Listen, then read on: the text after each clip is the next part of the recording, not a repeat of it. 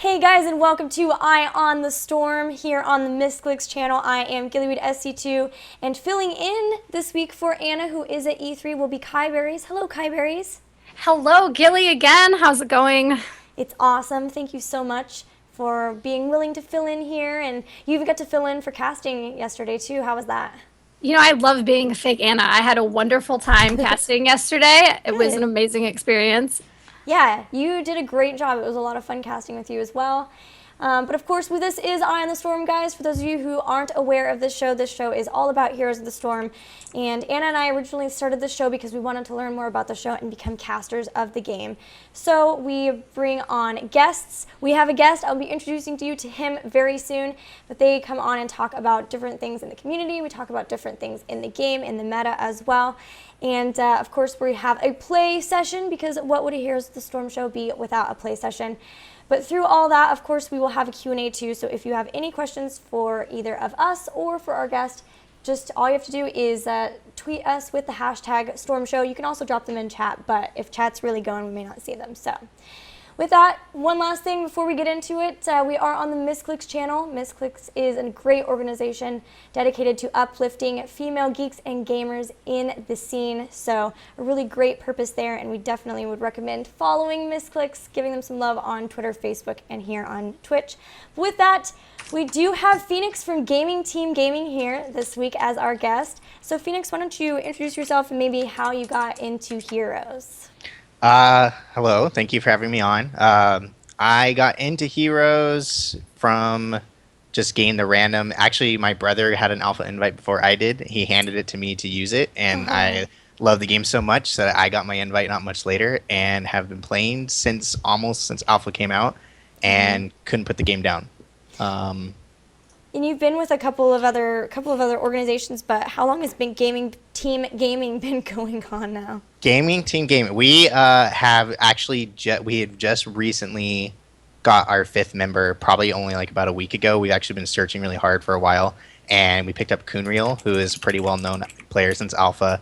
And now that that's been going solid, we feel like we're in a pretty good spot to go forward and be pretty competitive. Had our first competitive match against 2ARC during the BlizzCon qualifiers, and we lost, but it was a two. We won 1, lost 2 of the games, so it was a good start for the team. Yeah, I was gonna say you must be in a pretty good spot considering how well you performed against 2ARC. That's very impressive. Yeah, I will say that I was glad to see that we could take a game off of them, seeing as we've had about, like I said, maybe a week or two to actually full 5. So pretty good.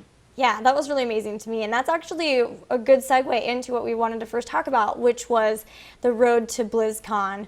So I'm going to try to hop over to that and hopefully not break everything. Nope, there we go, nice. So yeah, Anna and I got the chance to cast the Road to BlizzCon qualifiers, the June qualifiers here this past weekend. It was a lot of casting, about 8 hours both days, Saturday and Sunday, but it was an amazing experience. And we got to cast your games, especially the Gaming Team Gaming versus 2ARC one. So how did you feel about those games? The game 2 was awesome. That was probably one of the best comebacks I've had on Blackheart's Bay, and probably one of the best games I've had in a really long time. One issue that we're trying to overcome and get better at is, and I think not just us, I think we're seeing it with a lot of the teams right now, is the new double ban system. There's not many heroes in the game, so especially with the way it is right now, you go into your second. The games we lost were your second pick both times, and you run into second pick, and 9 heroes are already out of the pool by the time you get to that pick. So it's kind of awkward to learn how to make those picks work. And as you can see, I think in our 3rd game, our draft was awful, and it was hard to deal with. So yeah, so that's how I feel about those games. Yeah, we've seen a little bit of that in the competitive scene lately, where there's either beautiful drafts or terrible drafts or just really strange drafts. Yeah, and I think 90% of the game, like 90% of the game, is probably won at the draft screen, and then the 10%'s left for you to be better than the other team. So yeah, I mean, we've seen teams get amazing drafts like Kerrigan Jaina on Tomb of the Spider Queen and still lose with that. So playability does come into it. Your team, how well your team plays. But once you get to levels where teams are about the same skill level, then all of a sudden you see the drafts really matter, like you mentioned, so much more. Yeah, I agree completely. It's especially the two bands. It's something to learn, and it's going to be interesting as they get more heroes in the game to help balance it out. Are you Team Gaming's captain or shot caller, or I kind of share the responsibility with Fate, who is our main support player. And I play the warrior role, and I call pretty much all engagements, call most team fights and everything like that, and leave some of the objective. We kind of split it up with someone calling objective calling and someone calling team fight calling. So I split that up with Fate for the most part. That's cool. I haven't really heard that before. I think you hear a lot, at least I've heard every time I've interviewed a warrior player for a team, they always seem to be the shot caller. Have you noticed that, Gilly? Yeah, especially for team engagement. It still makes sense for team engagements for sure. Yeah. Just warrior players, maybe it's something with the personality or the positioning that a warrior is in, that they are at the front of an engagement, but it seems to be a thing. Warrior players taking the head of the team. Well done, Phoenix. Well done. Thank you. Yeah, I think most people I played with, I see warriors kind of have to call because they're the ones they're the initiator on the team. So if they're not initiating and calling what's going on, the rest of the team is kind of like running circles, wondering what to do. So. Yeah, that does make a ton of sense. I actually wondered how other teams did it with not having it, but it seems to me like most of them still say, oh, okay, well, we still have the warriors doing the team stuff or the engagement stuff, so it makes a lot of sense. Well, unfortunately, because you didn't get to the final 8, you won't be able to play this weekend, which is the final 8, and first place from that goes to the America's Championship. But are you guys still planning on doing the July one then as well? Oh, for sure. And if that one goes poorly, then there's August also. So we're gonna hop into both and hopefully make the round of 8. That'd actually really be exciting there. So. Yeah. From there, all the people who get to go to the America's Championship, that's played I think around in September, and then first and second from there will actually get to go to BlizzCon too. So and there's a lot of money to be made too. Were you guys round of 32? I don't actually know where. Yeah, whatever we were, we got some BattleNet balance or something. Nice. So I'll take that. You know. Yeah, there's a lot of money. There's a huge prize pool. That's amazing for Blizzard for such a young game. It's only been out less than a month now, fully released. Their first official tournament going into their first BlizzCon, and they've thrown so much cash at it. That's going to grow the scene. And it's what we need. Blizzard is really standing behind heroes and standing behind the community. It's beautiful. Yeah, it's amazing. They're doing that with this really cool tournament. They're also doing it with a ton of new content as well. We've already heard a lot about Eternal Conflict. That was what we talked about with Blizzard Dev's last episode, guys. If you missed that, that's a really good one to see on our YouTube channel. But there were even some announcements at E3, I think yesterday, with King Leoric, the Diablo 3 monk, and then a new trailer, of course, that was epic as well, and then even the Treasure Goblin, which I'm a little bit confused about.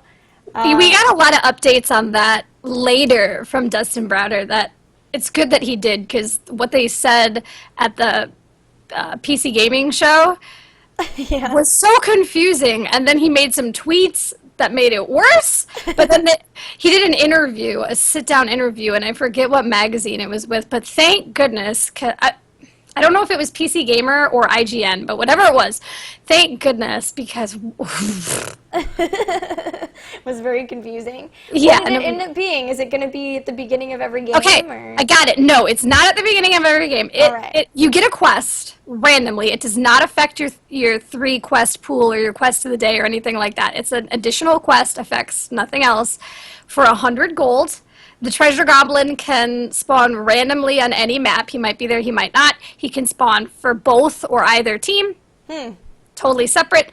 You do not have to last hit the Goblin. Whatever team or both team, it doesn't matter. As long as the Goblin is killed for your team, everybody who has the quest completes the quest and gets the gold. So you don't have to try to body block out your team to kill the Goblin. It's not. There was a lot of talk about that, especially on the Heroes of Storm Reddit. Poor Abathur, he's never gonna, be able to complete that quest. He's gonna slap it. Yeah, it doesn't work that way. If the Goblin is killed by your team, by anybody, everybody who has the quest for the Goblin receives the gold. All right. right. But that was not really conveyed very well originally. Yeah, I was confused. I was like, okay, so there's going to be treasure golems. Phoenix, I think that sounds like a good way of getting your team killed early on in the game. I was actually thinking they should make it like a random event during the match, so that way you could just drop everything to go get the extra gold. Yeah, there he is. Who cares about this team fight? Let's go get gold. That beginning 30 seconds before the gate opens, and then he will leave if he's not killed in that time. But yeah, that would be awesome if he, like, everybody's going for the chest on Blackheart's Bay, and it's like, nope, Goblin, nope, I gotta go. No, I gotta get that gold. Well, there it is right there, the treasure golem. And then, like I was showing the trailer a little bit too, we did see the Diablo 3 monk, who's going to have a really interesting level 1 talent. You choose the abilities based on level 1 choices, right? Is that how it's going to work? I believe that's what they're saying. Yeah, it's his trait that you get to choose, and then choosing his trait will determine what talents you have access to. That makes sense, as he's got kind of the auras. And then, of course, King Leoric, who will be a new warrior. So the monk will be a specialist and a warrior. So we'll finally have a Diablo specialist. And then, of course, the Butcher as well. So what are you guys, I want to know what you guys are most looking forward to from all the Eternal Conflict announcements so far. I think I'm most looking forward to the new maps. King Leoric does sound really cool. I don't know enough about the monk to be excited or not. I think I'm more, not confused, but like wary, I guess. We know so little about him. We don't know anything about his basic abilities, his talents. What they've told us about his hero trait is just weird. So I don't know enough to say that I'm even excited. I'm like, whoa. And I don't play warriors, so I'm staying away from Leoric. But the map looks beautiful and so engaging, and I love skins, so that's where I am. Phoenix, what about you? Well, as a warrior player, I am super excited about Leoric. I actually was disappointed to find out Butcher wasn't going to be a warrior, so I'm actually not that excited about, even though I love Thrall, and I think they look similar. Butcher, I think, is going to be fun for some people, but I can't get on that hype train yet, maybe when he comes out. Yeah. Leoric, I'm already on the hype train, and I can't wait to get him to be level 10 as fast as I got Crusader level 10. And I'm also, like Kaya, really, really excited for the map. I think we need it looks like it's going to be a nice big open map with a different play style, so I'm excited to see how that plays out. And even though we don't know much about Monk, this game desperately needs another support right now. Yes. So, and it sounds really fun that if you could choose your trait, I'm guessing they're going to, like you mentioned, maybe it's going to be by choosing a trait more like Tyrande, maybe more like hard support, depending on your trait. So that's going to be exciting too. I'm excited for all of it. Yeah, I think it would be really cool to have a support you can kind of either do full-on supporting or more of that half support, half damage role. Little hybrid, yeah. Yeah, I think that's probably what I'm most excited about, as well as the map. I've actually heard tales that once we get that map, then we're going to kind of quietly retire Haunted Mines from everything. From everything. From like it all. Because it's just supposed to be a little less snowbally for sure. Please retire Haunted Mines. Put it in custom only or something. I don't know. Yeah, from everything, at least from the big tournaments for sure. That would be nice. Yeah. So yeah, we've got a lot to look forward to with Eternal Conflict, and the release date for a lot of that, at least the Butcher in the map, is going to be June 30th. So just right around the corner. Dustin Browder did confirm that with words. We have screenshots. You can't take it. You can't take it back, Dustin. There's pictures. I framed it. June 30th. It was Cloaken who said, I don't even think do we have a Heroes PTR? Does it exist? Is it anywhere? Cloaken said it would be available on the PTR next week. Was it the 26th? Maybe like some of the pro teams have access to it. Maybe yeah, that's what they're trying to do now to make it. Excuse me. The 23rd. The 23rd. Okay. Cloaken said it would be available on the PTR, the map, and Butcher. But we get a PTR next week. Yeah, what PTR? Oh, we get a PTR. Yeah, they haven't had it yet, but they're be coming in as of like next week. I think that's a really good idea because I know that, like, especially with WCA, where we had qualifiers one day and then a huge patch and then qualifiers that day. That was horrible. So I'm really glad we're getting a PTR. That was hilarious. All right, so we'll get the PTR about the 23rd. It will include the new map, and it will include the Butcher, per Cloaken, who is an amazing guy, and I believe him. But I also took a screenshot. Don't go back on it, Cloaken. All right. Well, you got words from Kai. But let's switch over a little bit, switch gears into our game discussion. We're going to come back to the Butcher later on in this, but for now we're going to switch over to the game discussion a little bit, and we're going to talk about the current meta, which is a lot of bursty damage. Burst comp actually is what I've heard a lot of people say. So I'm really hoping, Phoenix, for people who maybe are not really familiar with MOBA type games or even are very new to Heroes, if you could maybe easily explain kind of the focus of this burst comp. Yeah, like there's been a big, especially if the new mages have come out, and they buff, and the buffs to the mages after they came out, like Jaina when she received a damage buff, Kael'thas, and then people actually playing around with Zeratul and building him kind of like a bursty auto attack builder now. Burst, the idea is the meta is focusing on a lot of squishy heroes right now. So you see Kael'thas, you see Jaina, you see even Zeratul. They're squishy heroes, and they're going in, and the idea is to almost burst a hero before you can react, change that fight into a 5 versus 4, and then just continue to win the team fights from there. But because there are so many squishy heroes, and it's not very I thought there was going to be more of a double tank meta, but it's still staying very squishy. The answer to that is bursting a squishy hero out of the game. So it's kind of the counter then is burst comp versus burst comp then?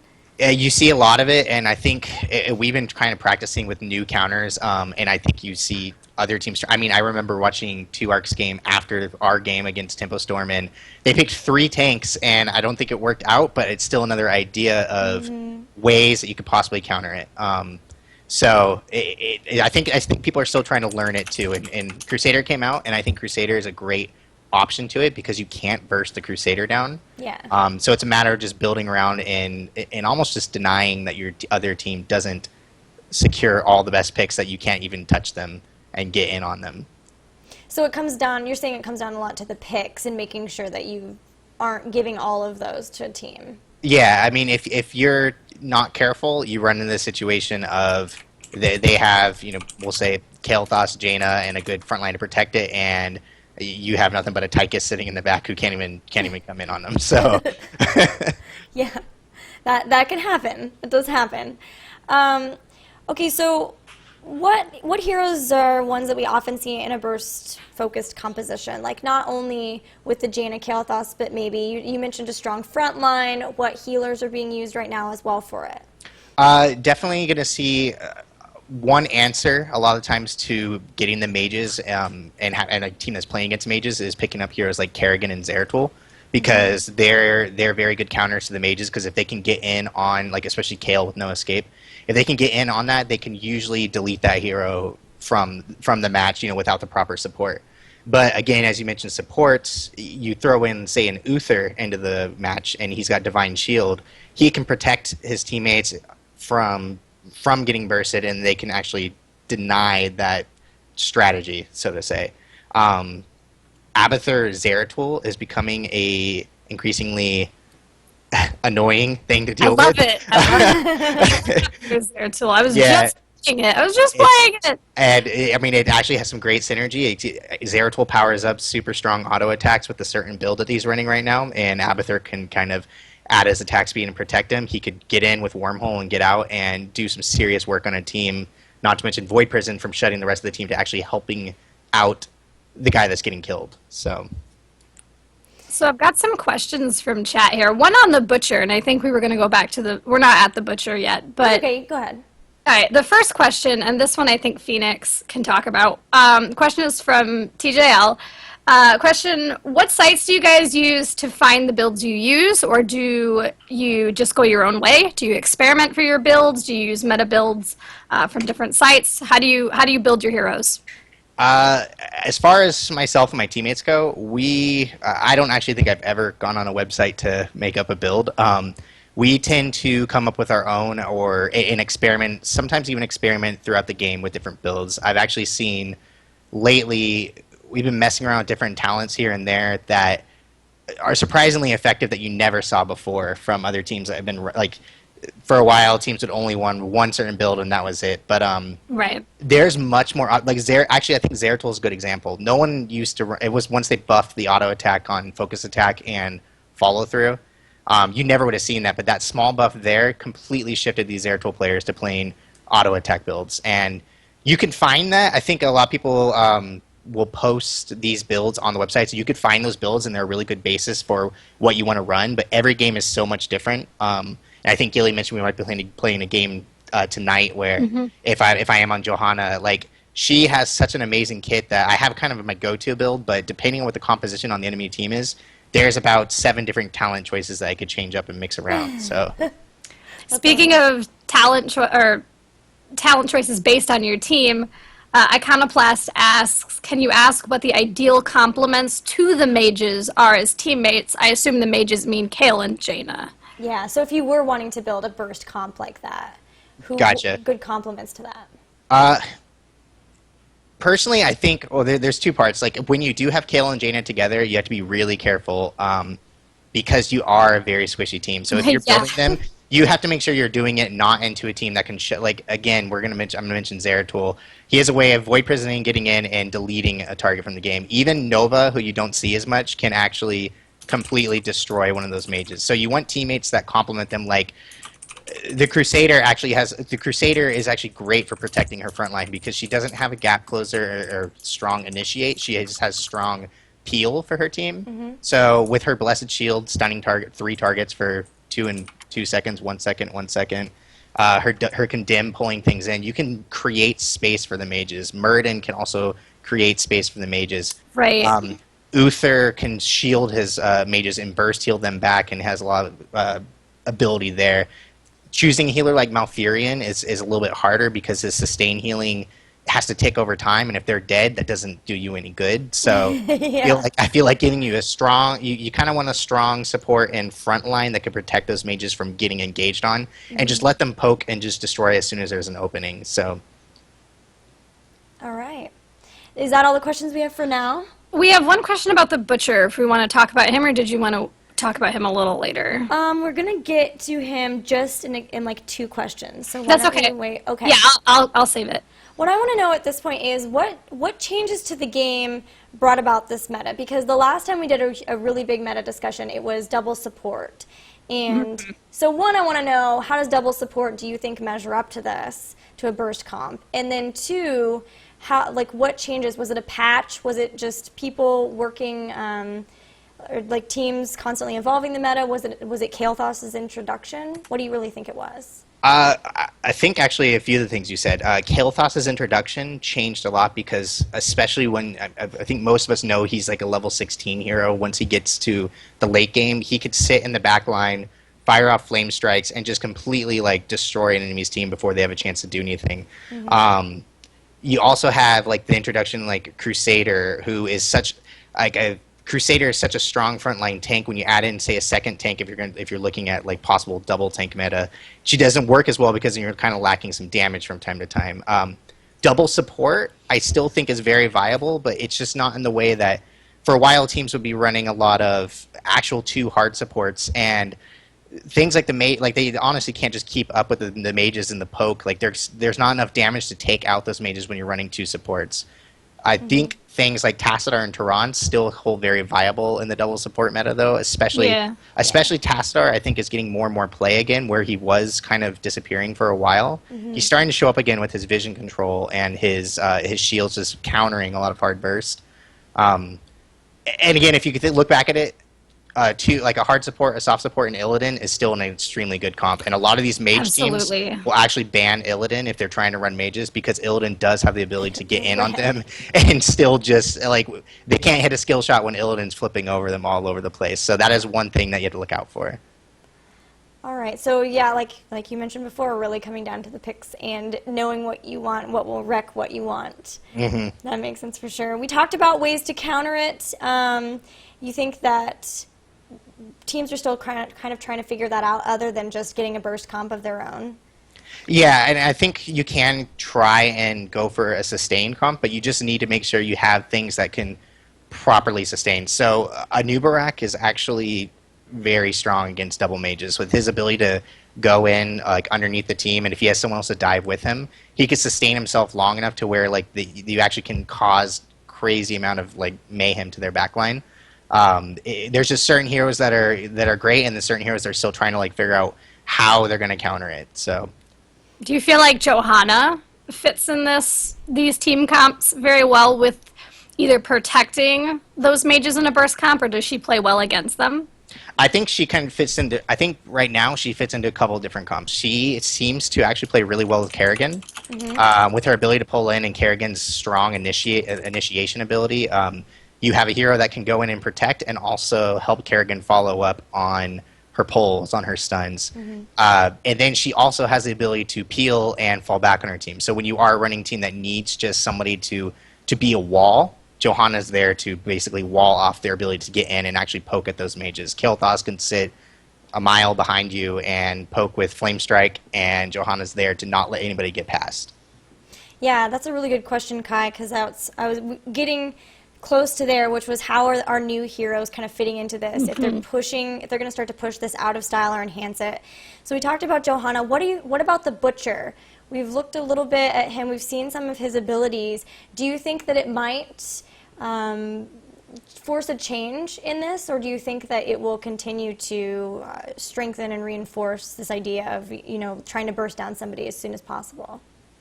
I think he, like, just from what I've seen of his kit, I don't know his numbers too well now, but he, for one, we know he has an unstoppable charge with an insane range that he could just barrel on through their entire team and get back there. So that's his ability to initiate. And two, it seems like he could either build more damage, he could build a lot of self-healing, and he has an insane, his Q is basically in permanent snare on the enemy. Yeah, the hamstring, is that what it was called? Hamstring seems to be a permanent snare, and it's a line shot, so it's not like he has to be on top of his target to hit it. So he might bring that ability to strengthen melee to get in on the range, and I feel like as we see more of the strong melee front lines, kind of I feel are a good answer to the squishy back lines if you have a way to initiate. So. Yeah, he also has that heroic lamb to the slaughter, which basically just locks somebody down too. And then the level 20 update or upgrade too. Yeah, yeah, exactly. I wonder how that will affect Illidan builds specifically. Yeah. Since he's flipping around and moving so much, or is their tool team builds, he also blinks and moves around so much and depends on his mobility being hooked down, where if he tries to move, he's pulled right back to the same spot. That could be very detrimental to them. I agree. I think it's going to be strong against those squishy assassins that you're seeing all the time now, because once they're stuck on the ground and they can't kite, they can't move, that's perfect opportunity for your dive to go in on them. So yeah, I'm really excited about the idea of a new melee assassin as well. Just the fact that we will have a little bit of fresh blood there. It's been a bit. It's been since Thrall. It's been since Thrall. It has been longer since we've gotten a new support. So let's bring on that monk. Yeah, sure. I'm afraid the monk. So our question about the Butcher, since we were just talking about him. Oh, now I lost it. I saved it for so long, too. What do you think about the Butcher's Ruthless Onslaught and Tyrael's Judgment looking alike?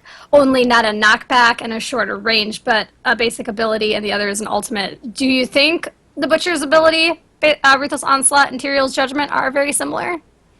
I mean... The charge. Exactly, the charge. Tyrael's is... Butcher's a lot squishier, so if he is going to use that, I'm imagine that like you can get punished for using it, where Tyrael does have the ability to escape. Because if I'm reading the Butcher's kit correctly, or unless I've missed something, if you use that to get in, there's no way that you're going to be able to get out. And I think, if I'm not mistaken, it's on a long cooldown too. For a basic ability, that's a pretty long cooldown, and you're going to run into issues of being able to follow up using that a lot. Right. Do you want an assassin to be the one to charge in first versus Tyrael who's tank? A tank Yes. who can shield. Or use it more However- as like a chase when you're Yeah, a chasing chase, one or even if you're building your team around possibly the ability for more than one person to go in at the same time, say Tyrael and Butcher together. I think at those point you're going to see a very strong synergy there. Yeah. Fresh meat killing.